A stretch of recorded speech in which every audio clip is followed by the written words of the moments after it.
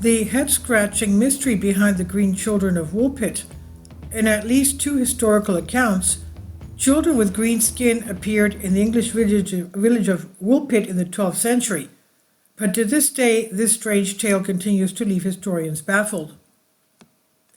On an otherwise normal day around 1150 AD, residents of the English village of Woolpit made a startling discovery on the edge of town: two small children with green skin.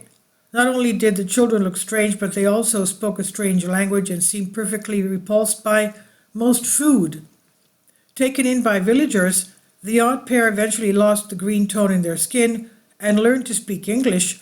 They claimed that they'd come from a distant land called St. Martin, where people rarely encountered sunlight.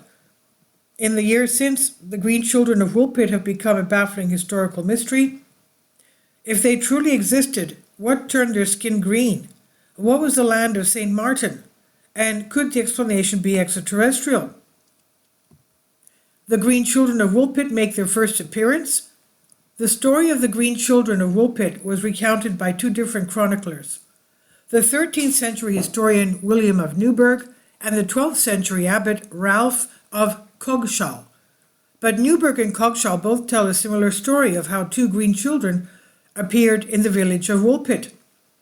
As the tale goes, the two children were discovered by villagers around the year 1150. Historic UK reports that they were spotted crawling out of one of the pits meant for catching wolves that gave the village its name. Woolpit in Old English is Wolfpit. Wolfpit. Most startling of all, they were green.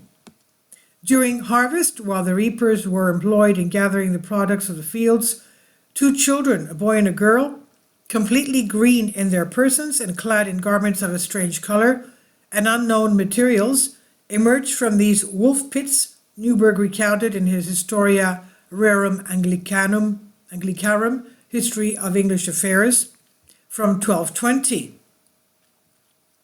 Not only were the children green and clad in strange clothing, but they also seemed to speak gibberish.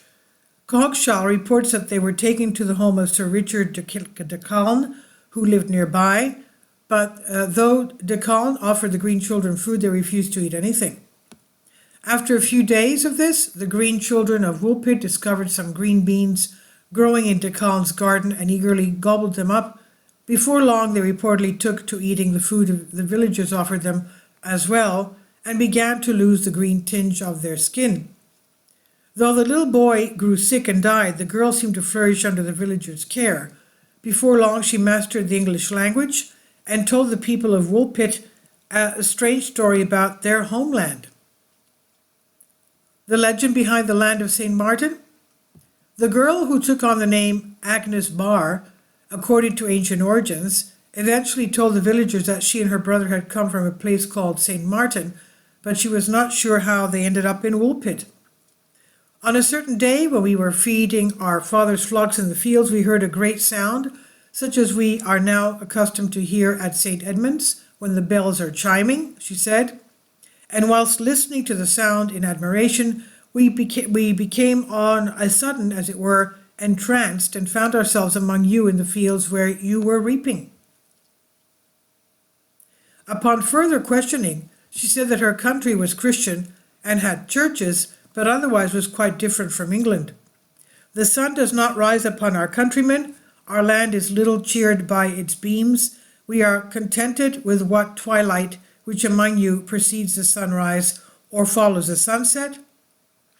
She explained, according to Newburgh, moreover, the certain luminous country is seen not far distant from ours, and divided from it by a very considerable river. But no one ever found out where exactly the green children of Woolpit came from.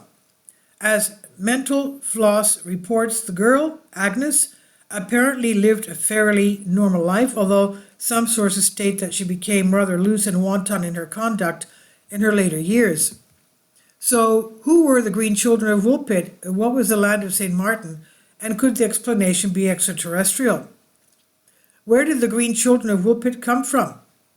Though it's unclear whether or the children of Woolpit ever truly existed, their story has fascinated people for centuries. Today, there are a few possible explanations for the children's skin, clothing, and language. As Mental Floss explains, they may have been poisoned with arsenic and left to die, which could explain their green-toned skin.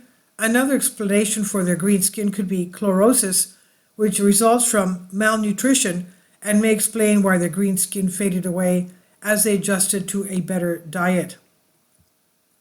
As for their strange language and clothing, Historic UK notes that they may have been children of Flemish immigrants who were killed by, say, King Stephen or King Henry II, and thus what the villagers in Woolpit took as gibberish may actually have been Dutch.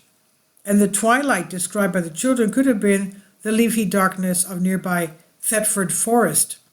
And then again, others have offered some very different explanations. As Ancient Origin explains, some claim that the children's green skin, strange clothes, and unintelligible language are a sure sign that they came from outer space.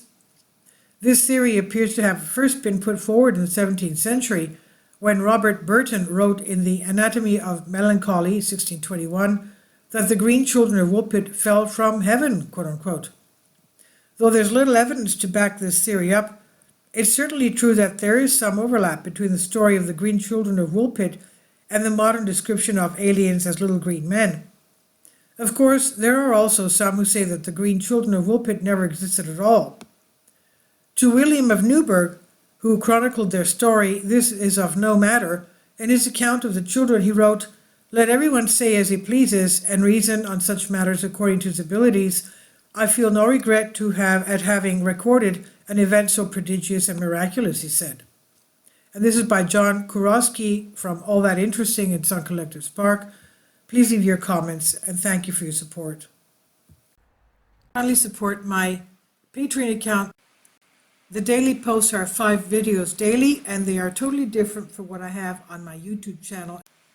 Thank you so much for your support and that you find all my content so interesting. You'll find the Patreon account details in the description box below.